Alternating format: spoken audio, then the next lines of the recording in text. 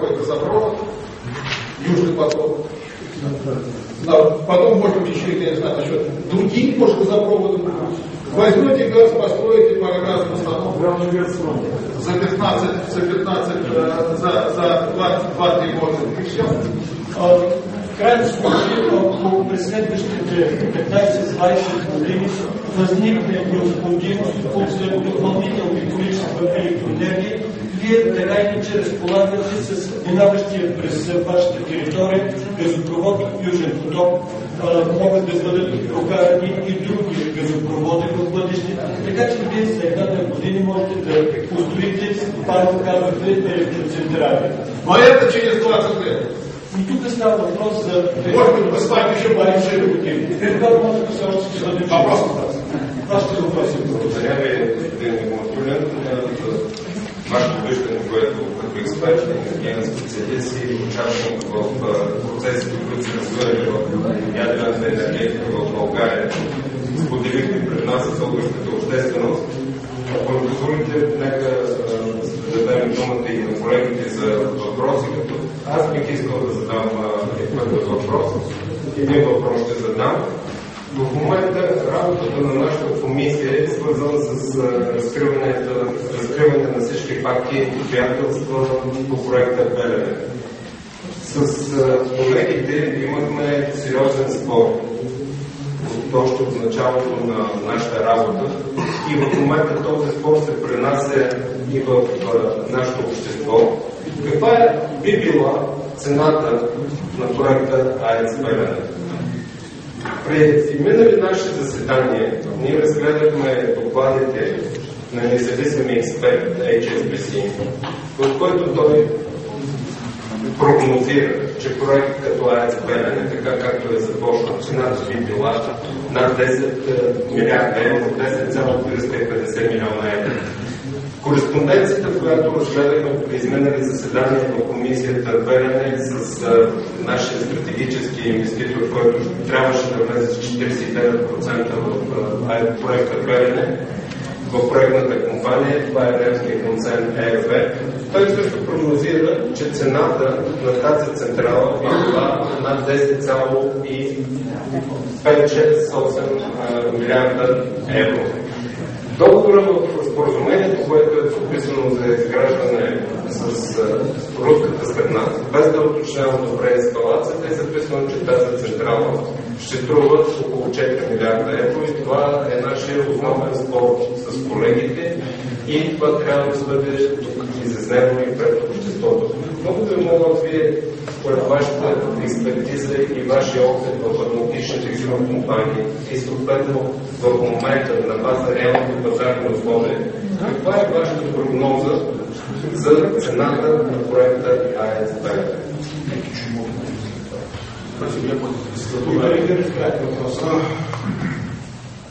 Давайте смотреть. Контракт был 4 миллиарда сначала с российской стороны, с Росатом, а потом 6,3 миллиарда на строительство только станции. 6,3 милиарда. Нека да погледнем как изглеждат нещата. В началото в договора с Росатом беше предвидена цена за проекта 4 милиарда. След това за строителството на електроцентралата бяха предвидени 6,3 милиарда. И это только станция. Без електроцентралата без мрежата. Без преносната мрежа и инфраструктурата. Обычно все остальное примерно половина от стоимости станции. Примерно. Обикновено тази останала част струва около половината от цената на електроцентралата. Но вот и оценки 10 милиарда. Тук виждаме, че нещата стигат до 10 милиарда. Целият проект като сума излиза 10 милиарда евро. Я бы еще хотел одну вещь сказать. Вот что такое атомная станция? Сейчас вот это крупный, мощный объект. 2,4 гигаватта мощности. Значит, там сеть 500 киловольт или 750, потом 330 понижающих, потом 220, потом 110, потом 10 киловольт. Конкретно потребителей. То есть это целая такая лестница, такая пирамида подстанций. И поэтому стоимость сетевого хозяйства для электростанции дороже объект большой, киловатты высокие, понижающие трансформаторы увеличивают стоимост собственного объекта. Потом как изглеждат нещата с строителството на атомната електроцентрала. Става въпрос за големи мощности, става въпрос за 2,4 гигавата. След това трябва да се изгради мрежното стопанство. Започваме с 500-750 киловолтови мрежи, да достигнем до потребителската мрежа от 10 киловолта. Мрежното стопанство е по-скъпо, отколкото самата електроцентрала, защото е необходимо създаването на цялата тази инфраструктура с каскада от понижаващи трансформатори. Кроме этого, процент кредита.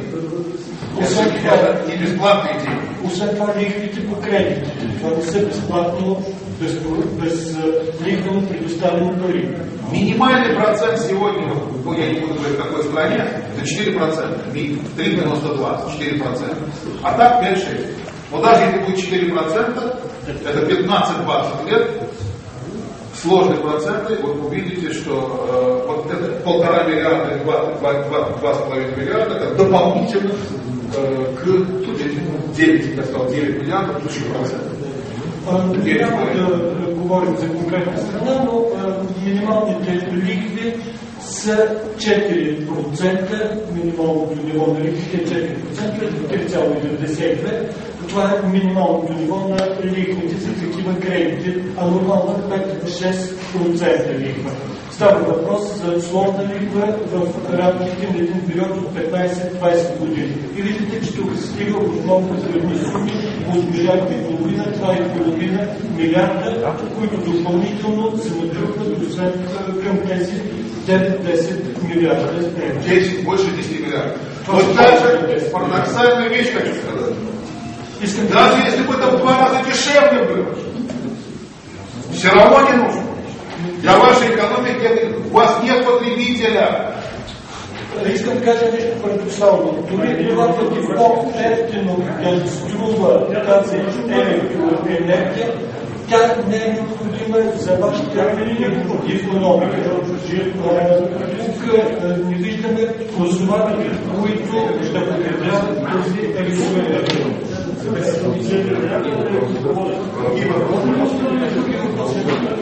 Господин Мартин Димитров, Петър Димитров след това. Други желаящи? Уважаеми колеги, уважаеми професор, един от важните въпроси във връзка с БНБ е цената на тока. В вашата презентация казахте, че цената на евентуалния бъдещ ток от БНБ би била между 10 и 14%. Различни български експерти, които настояват за строителството на централата, говорят за цена от порядъка на 4-5 евроцента.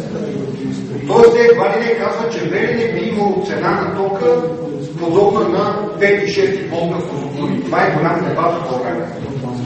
Вие като човек, който е бил на важно политическо ниво в Русия по времето на стартирането на проекта Белене, е важно да аргументирате за нас, защо цената е 10-14 евроцента. Защото вие, ако сте прави, че цената на Белене е толкова висока, то наистина се обезмисля проект. Хората, които настояват за Белене в България, твърдят, че цената ще бъде колкото 5-6 блок на Козлодуй. Вие казвате 3-4-5 пъти по-висока цена. За нас е много важно да се аргументират. Аз смятам, че сте прав, колко са важни вашите аргументи да бъдат чути от моите колеги. Благодаря, господин Димитров. Заповядайте, господин Мухаммадов. Ну давайте считать. Нека да пресметнем. Но сначала вернемся в 2002 год. Първо нека да се върнем към 2002 година. Когда у нас стоимость электростанции стоила в России киловатт установлен 1000-1500 до $1200 за киловатт в России. В Русия строителството на електроцентрала в 2001-2002 година струваше 1,2-1,5. Один блок 1200 $1200 за киловатт. То есть это ваш тысячный блок, это $1,2 миллиарда $1 Сегодня в России стоимость блока до 3,5 миллиарда долларов. 2,5 раза дороже. И то же самое во всем мире. Все подорожало за 10 лет. Все подорожало. Тоест, вашият хилядник в Козлодуй би струвал 1,2. Сега цената за един такъв блок, тъй като всичко навсякъде поскъпва по света в атомната енергетика е 3,5-4. Да. Теперь возьмем, чтобы я арифметически предложил здесь упражнение не делал, просто аналог. Простой. За да не правим аритметични упражнения, аз ще се обърна, ще доведа данните за един аналогичен обект. Да. Турция, российские станция Акуя, там 4 блока. 4, не 2 у вас, а 4. Турската електроцентрала, руска, която ще се строи в Акуя, там се строят 4 енергоблока, не 2, като в проекта Белене, а 4. И там заложено в контракте на возврат средств, инвестиций на строительство этих блоков 12 американских центов в течение 15 лет. Там се предвижда... Фиксировано, турки будут покупать половину электроэнергии с этой станции по 12 американских центов в течение 15 лет. Там в договора е зафиксирано, че възвръщаемостта на инвестицията предвижда цена за следващите 15 години на електроенергията, една втора, която ще купува турската страна, на ниво 12 щатски цента. Я считал специально этот проект, и 12 не будет хватать. Но там заложено еще запас 15 американских центов, вот эта планка, по которой турецкие потребители и государственные компании будут покупать от российской станции Акуя 15 лет. 15 американских центов. Там се предвижда и едно горно ниво на цената, което е от 15 цента, цена, при която турската държавна организация ще изкупува електроенергията от построената от руската страна, турска електроцентрала Акуя. И там ситуация примерно симметрично одинаковая, что с Белене, но только одно но. Ситуацията с строителството на тази атомна електроцентрала е също така симетрична на проекта Белене, с едно много обаче. Там дефицит электроэнергии, там не хватает электроэнергии, там производят электроэнергию в 2 раза меньше на душу населения, чем в Болгарии. Там става въпрос за недостиг. Я профессор, я привык говорить жестко. Как большой начальник, я говорю, как вы хоть понимаете.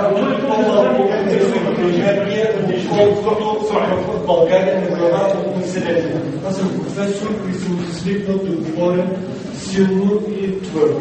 Поэтому, ну даже, я повторяю, ну ведь поймите, коллеги, товарищи и коллеги, ну у вас море электроэнергии.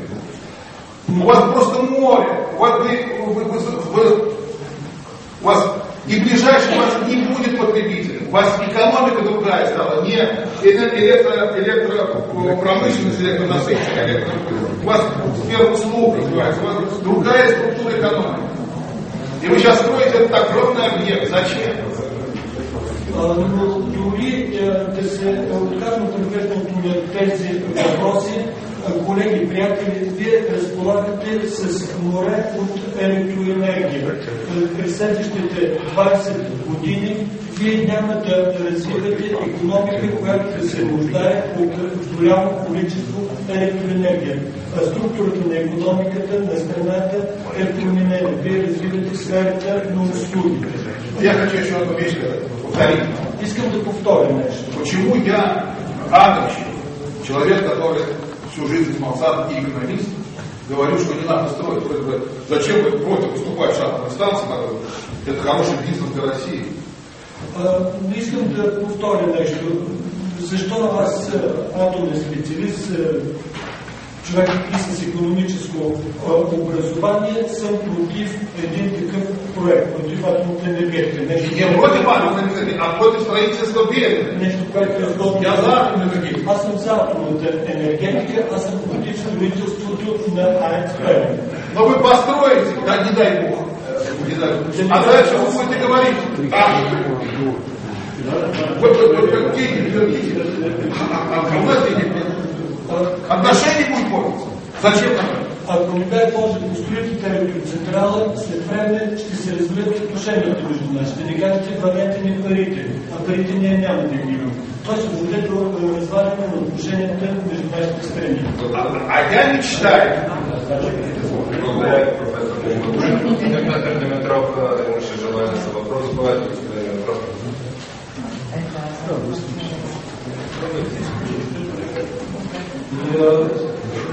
Аз искам да ви благодаря за това, което направихте.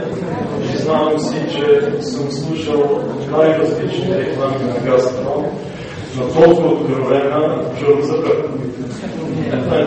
Давайте едно безкрайно просто обяснение на всеки, спокойте, братя българи. Тук ще върват руските газопроводи, така че да не стига електроенергия.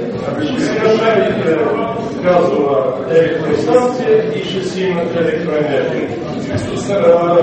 Горе-долу същото каза господин Милер, като беше тук, каза няма проблеми, ние ще изградим 2 парогазови централи и няма нужда да правите Белене. Разбирам същия съвет, който давате и на нашите съседи, не си купувайте електроенергия в България, направете си газови централи и си произвеждате от руския газ. Така че признавам си, че толкова арогантен вид такава агитация до сега не бях слушал.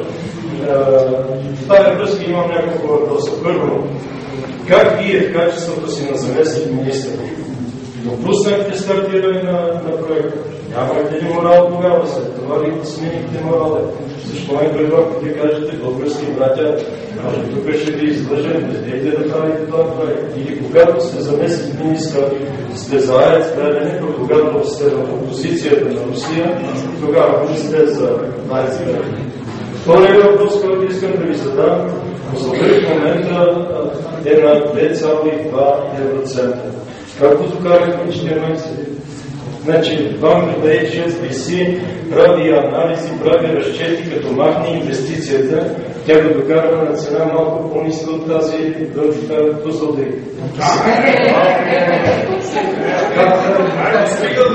Като се махне инвестицията, можете да погледнете доклада, това е на страница 19 доклада и да видите много несъстоятелността.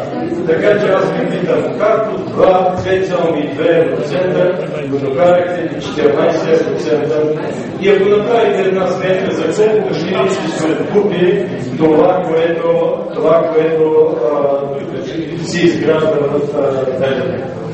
Как сте установили, че до 20 години България няма да има нужда от електроенергия?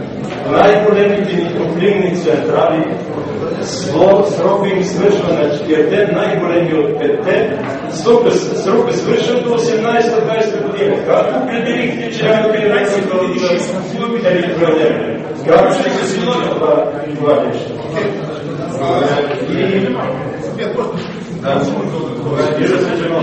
Заповядайте, професор Димитров. Ну, первое. Когда я к вам приезжал 12 лет тому назад, мы обсуждали не Белене. Мы обсуждали закрытие 1, 2, 3, 4 козлодоя.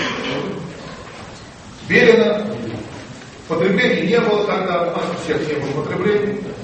И я сделал все возможное как профессионал, чтобы не было закрытия 3-4 дома. Я предлагал свою помощь.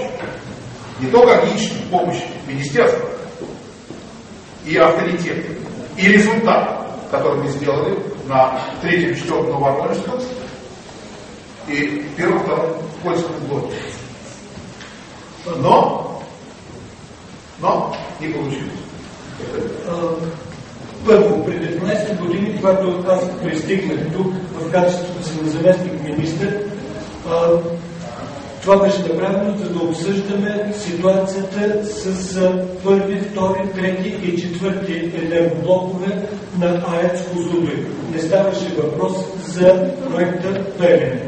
Тогава потреблението беше паднало и във вашата страна, и в Русия.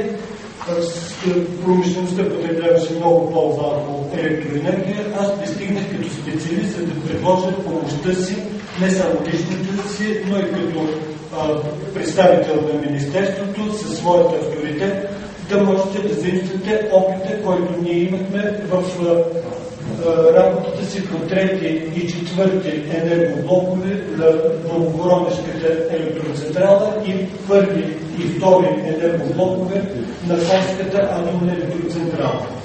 Более того, я обратился тогда к премьер-министру вашему и очень убеждал его сделать все возможное, чтобы третий и четвертый не закрывали. Более того, я подошел к президенту вашему тогда и попросил тоже это не делать. И письменно написал письмо, чтобы свое предложение нашего российского министерства финансово на поддержку вашего 34-го года. Но ничего не получилось. Нещо повече. Министр Ковач. Нещо повече. Аз тогава се срещнах с министър-председателя на страната с цел да го убедя в необходимостта да бъдат запазени трети и четвърти енергоблокове в Козлодуй. Срещнах се и с президента на страната, за да го убедя в необходимостта от това. Аз дори представих писмено предложение за съдействие от страна на Минатом на Русия за развитието на трети и четвърти енергоблокове. Аз се срещнах тогава лично с министър Ковачев и ми беше дадено обещание. Я ответил все вопросы. Ще отворим всички ваши въпроси. Теперь насчет Газпрома. Що се отнася до Газпрома? Я вам хочу сказать, вам и газовые станции не нужны, и угольные там в эту реконструкцию сделаете. Вам нужно продлить через 3-5 лет Козлодуй 5-6, и на 20 лет вперед у вас море электроэнергии. А потом? Сейчас про потом скажу.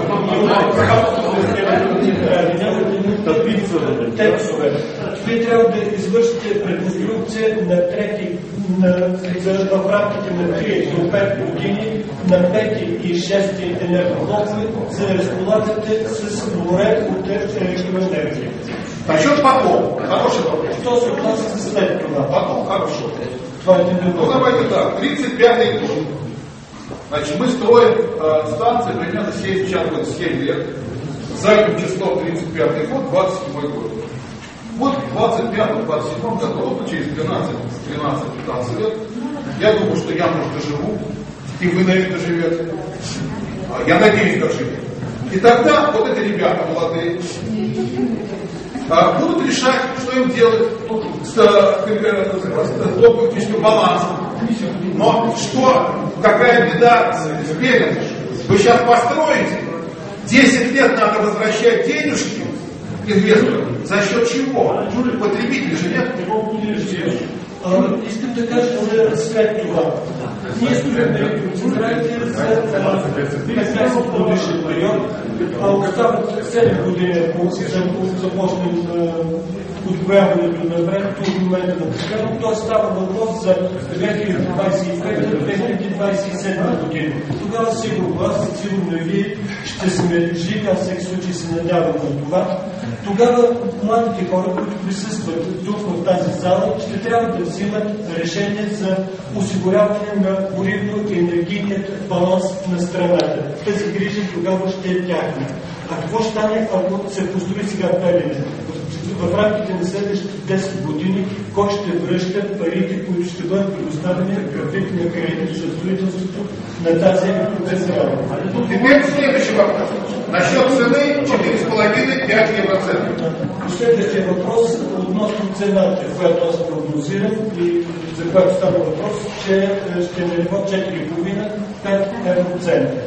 У меня в России, когда со мной так спорят, я беру своего оппонента по доски или бумаге и говорю, давай доказывай. Вот я подписываю своей репутацией, что это не, это вот это есть до 14%. Я подписываю репутацию.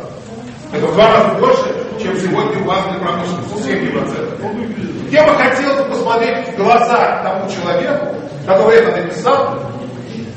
Мы сделаем публичную полемику по этому делу.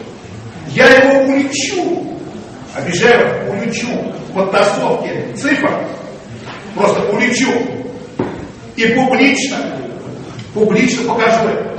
Это не просто так, это серьезные вещи. 4,5% на новую ставку. Это полная чушь. И мне нужна фамилия этих людей. Давайте прямо в университете, в Министерстве экономики, в Академии наук, где угодно. Фамилии людей, у доски и цифры. Когато в Русия започна спорове относно цената, аз взимам опонента си и го изправям пред дъската, заставаме с него пред черната дъска или пред листа хартия и започваме да правим изчисленията. Аз съм готов да се подпиша от своите думи, аз залагам репутацията си, че цената, за която става въпрос, е на нивото 14 евроцента. Това е 2 пъти повече от цената, на която сега промишлените предприятия изкупуват електроенергия. Бих искал да погледна в очите човекът, който е написал, че цената от нова атомна електроцентрала ще бъде на нивото 4,5-5 евроцента. Аз съм готов да го виждам публично в фалшифициране на данните. Това са сериозни неща. Става въпрос за сериозни въпроси.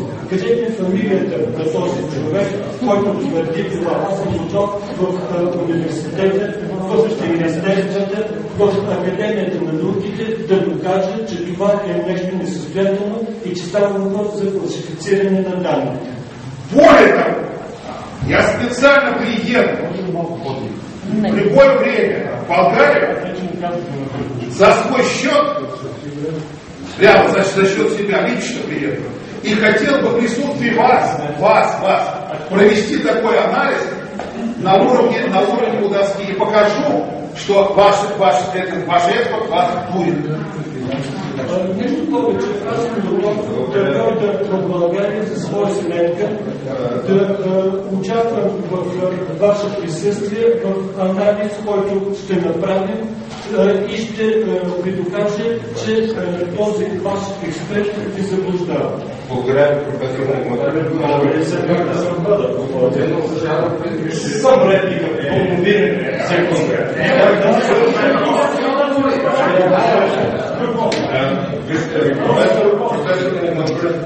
Господин Сяров, което може би работата и предизвикателство на вашето, което го правите, така че мога думата. Аз имам право. Господин диктатура тук се загледа, че какво там щеше да подписва нещо, ако нещо да вместо има не влезе време. Разбрах преди малко, че сметно си цената на търне е над 10 милиарда евро. Не само да, 10 милиарда евро. Искам да го задам някакъв въпрос и да видя дали той наистина ще разпише сега, че е решил в първането на фантастични цифри в четвърната поставя сега. Отричате ли, господин професор, че подписаната цена по договор е 3 милиарда 997 милиона? Не. Колко е? Подписаната по договор огромна е цена 3 милиарда 997 милиарда милиона. Русийска авансия. Чакай. Това се получава договор. Така, ето правда ли може? Ето правда или правда? Не.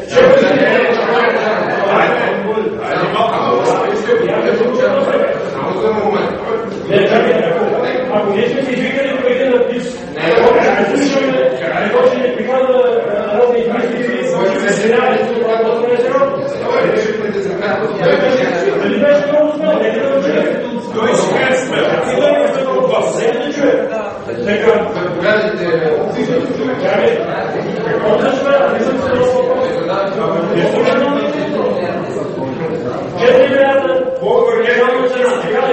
няма да Можно ответить, Правда или неправда?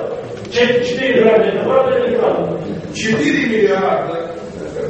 Первоначальная цена по публикации, я стал недавно изначально, по публикации у вас в России было 4 миллиарда. Это были. Хорошо. А дальше 6,3. Да, сейчас мы не посмотрим его.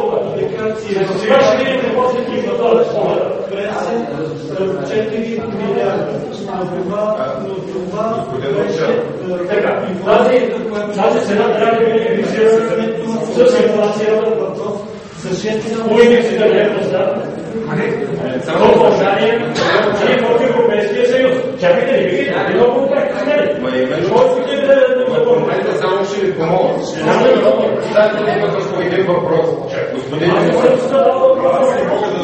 какво направите вие? Сега само въпроса минаха. Задайте си един въпрос. Или че имате предизвикателство на 34% за тези 6 години, както ни пишем програми. Верно ли е, че цената и инфлацията в верно замътнение 13% за тези 6 години? Вы абсолютно правы. Благодаря. Дайте расскажу. Не, Я так кончу. Вы абсолютно правы. Сначала было 4 миллиарда. Это же ведь, что такое соглашение? Это не противление сторон. Это согласие вас и не вас. Было 4 миллиарда, согласились. А когда возник Росатом за 6,3 миллиарда, вы не согласились. Да, и не согласились. Это 6 миллиарда. 6 миллиарда беше цена, която Бойко Борисов си поиска от Росатом. А споразумението е съвсем друго. Я хочу вам сказать,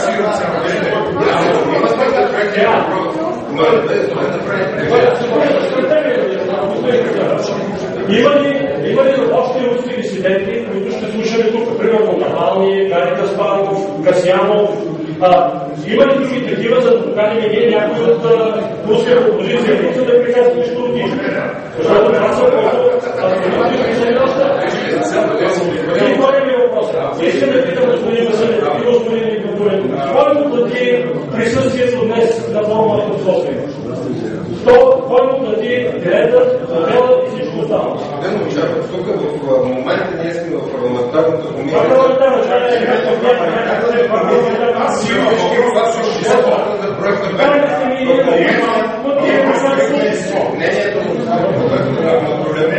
в момента за комисията в Централната конференция. Нека моля в момента, ако искате научен дебат, конкретно с всеки с името, с цифри, заповядайте, и когато искате в отделно заседание на имам един въпрос. Първо, искам да кажа, че грозното на господин Овчаров не може той да пита както и ние не го питаме кой му плаща него пътуване. Аз имам един въпрос. Не ме интересува. Кой го плаща, не ме интересува. Вие може друг да ме интересува. Дошли сме в комисията, за да зададем някои въпроси по същество. Професор Нигматулин. Професор Нигматулин. Я хотел бы все-таки сказать. Не надо, коллеги.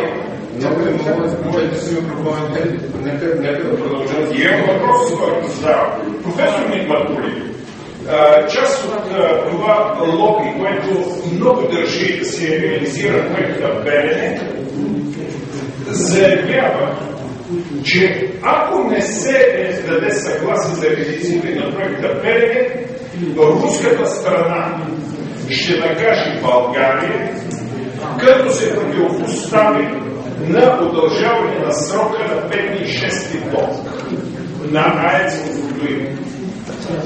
Лично моето мнение е, че това не би могло да се случи. Но искам от вас, като човек, който е бил на такава висока позиция, заместник-министър на енергетиката, да дадете разяснение пред нас и пред зрителите и слушателите, които ви слушат, може ли изобщо да има такава хипотеза, защото за мен това е една груба манипулация с позицията на руската страна. Благодаря, господин Иванов. Това е последният въпрос.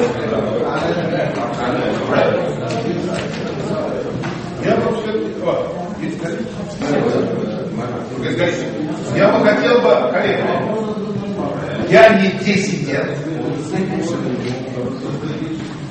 Я заинтересован, чтобы у нас наша власть была крепкая, и чтобы наши президенты и премьер-министр были у власти. Уважаеми колеги, аз не съм диссидент, аз съм заинтересован,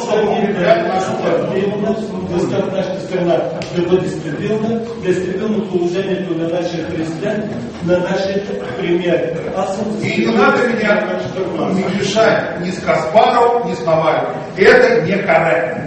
И не трябва да ме бъркате нито с Каспаров, нито с Навални. Това не е конкретно на вас го казвам. Второе.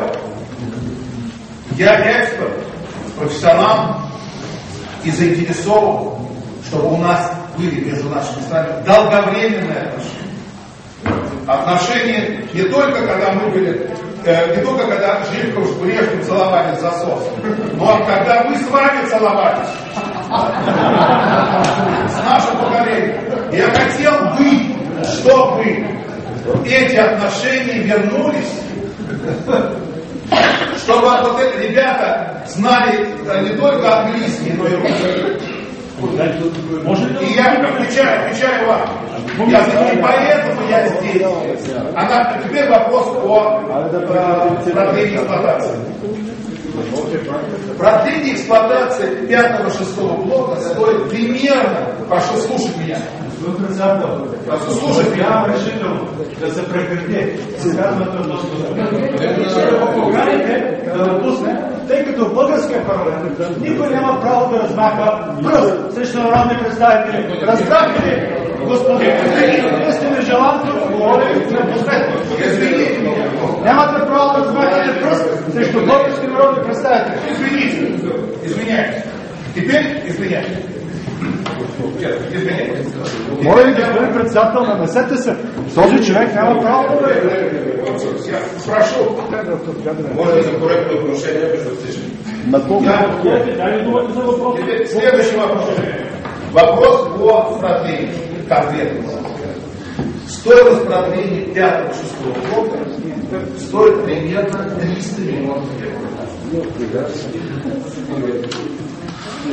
Аз съм експерт, аз съм професионалист в тази сфера и съм заинтересуван от развитието на дългосрочни отношения между нашите страни. Отношения, които не отговарят само на примера, когато Живков и Брежнев се целуваха уста в уста. Аз съм заинтересуван от това и ние с вас да можем да се целуваме, да се върнем по тези отношения между нашите страни,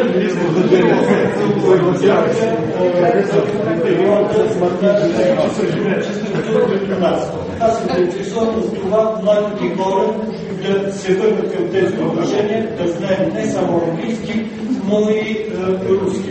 Отговарям на въпроса, конкретно на вашия въпрос, за удължаването на срока на експлоатация на 5 и 6 енергоблокове в АЕЦ Козлодуй. Примерната цена за една такава дейност е порядъка на 300 милиона евро. И это плюс 20 лет. Това са следващите 20 години експлуатация на тези енергоблокове.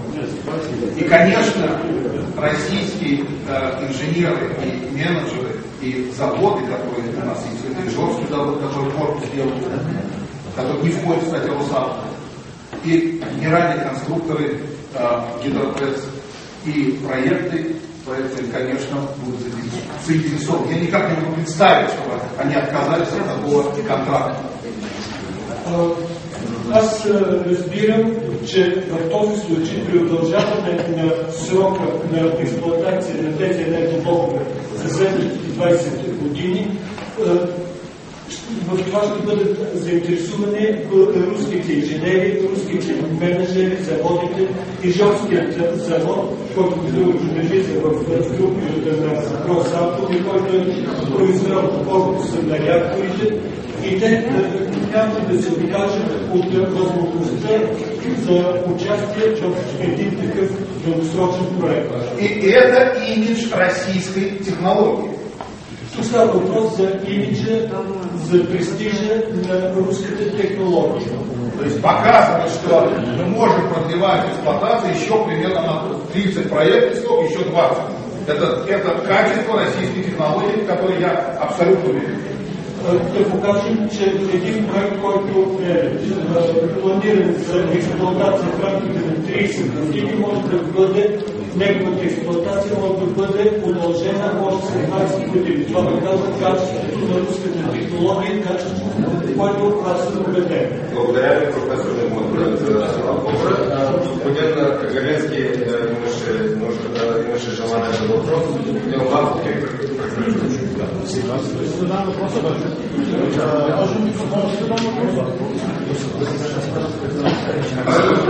Уважаеми професор Нематурен, моят въпрос е малко по-структурен. Тъй като вие засегнахте въпроси за стратегията, енергийната стратегия изобщо, колкото има информация от вашата география, ви имате отношение към руската енергийна стратегия 2035. Така ли е?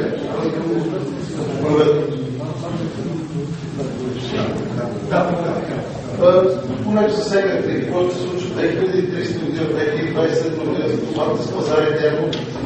Бихте ли казали как посветили по този въпрос, защото той вас не интересува в контекста на, разбира се, на руската стратегия, не само касаеща вътрешния пазар на Русия, но и външния пазар, по отношение на основните параметри и енергийни ресурси, които са приоритетни. Тоест, дали въглеродородните ресурси, атомната енергетика, възобновяемите, например за нас е до мен е неясно и поне не е достатъчно публикувано по този въпрос. У нас как се развиват възобновяемите източници, има предвид и глобалните процеси с климата, които протичат и протокол от Киото, програмата 2020 на Европейския съюз и не само на Европейския съюз. И в този контекст, понеже вие навлезете на местта, дали тя е основният приоритет, тъй като доколкото имаме информация в Русия върви консолидация на газовата и особено на нефтената индустрия, окрупняване. Има нови репорти и така. Тази информация ще бъде по-полезна за нас. Вие ги засегнете тези неща, ще ви благодаря. И къде България стои от тази стратегия? Да отговорим, професор. Колко минути ми дава? Ако може по-кратко. Не. Получил съм се. Аз бих предложил ако днес, извинявам се, че се намесвам, схемата не е стратегията да не разсънява от руска страна.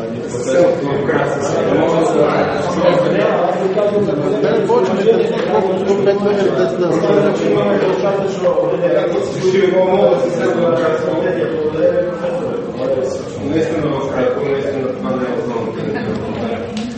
Значит, я одну минуту говорю. Постараюсь, может, так. Первое. Если будет Россия, у нас одна проблема. В России мы варварски сжигаем газ на наших станциях.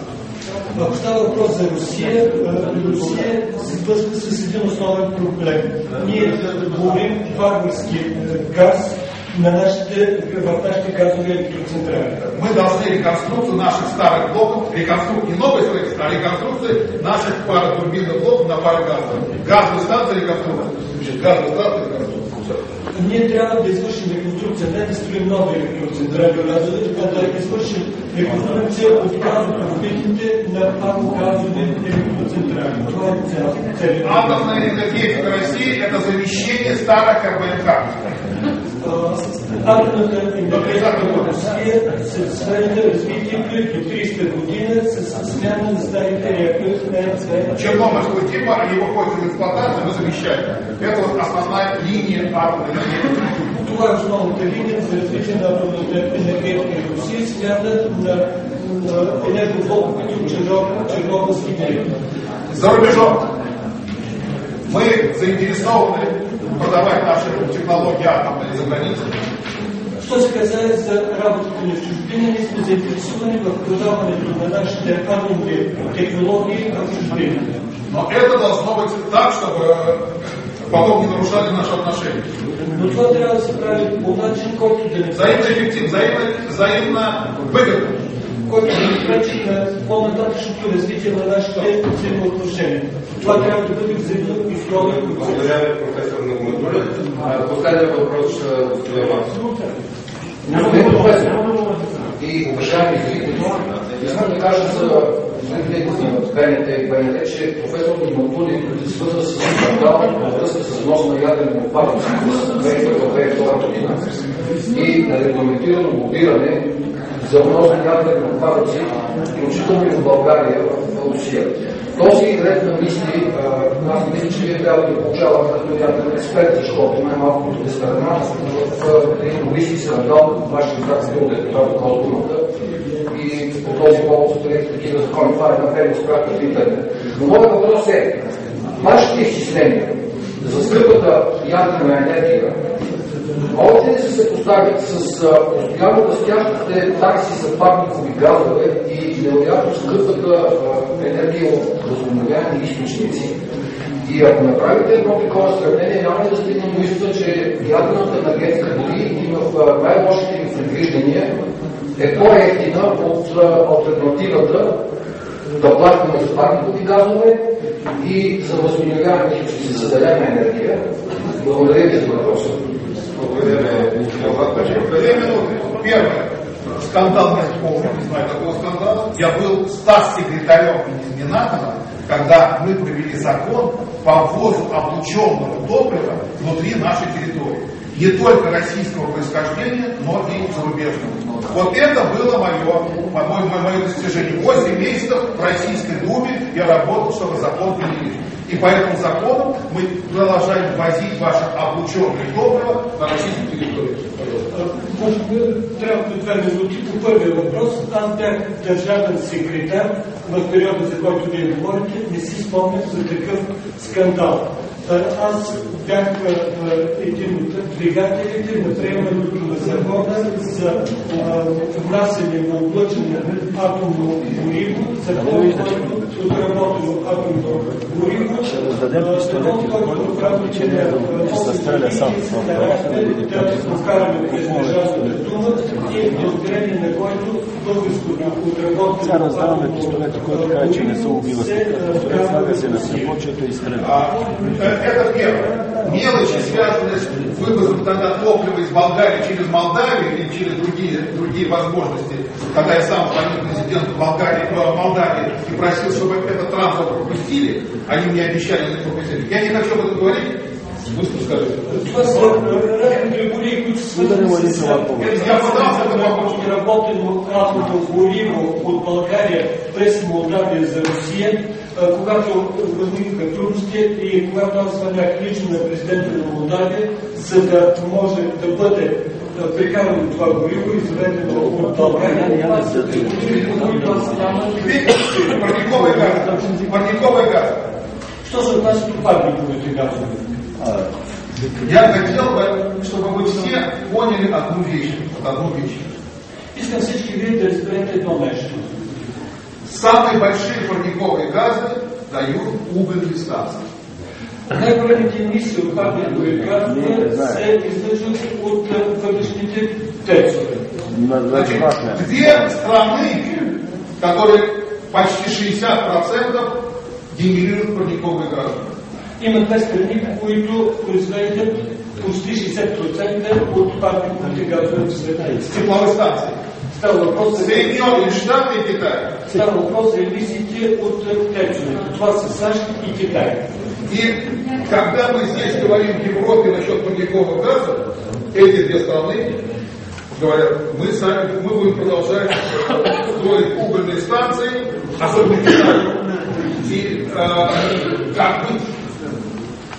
И когато ние в Европа говорим за намаляване на емисиите на парниковите газове, тези 2 страни, особено Китай, не спират развитието на своите въглищни тецове. Те решават самостоятелно да решават тези проблеми. Както какво ние бихме могли да направим.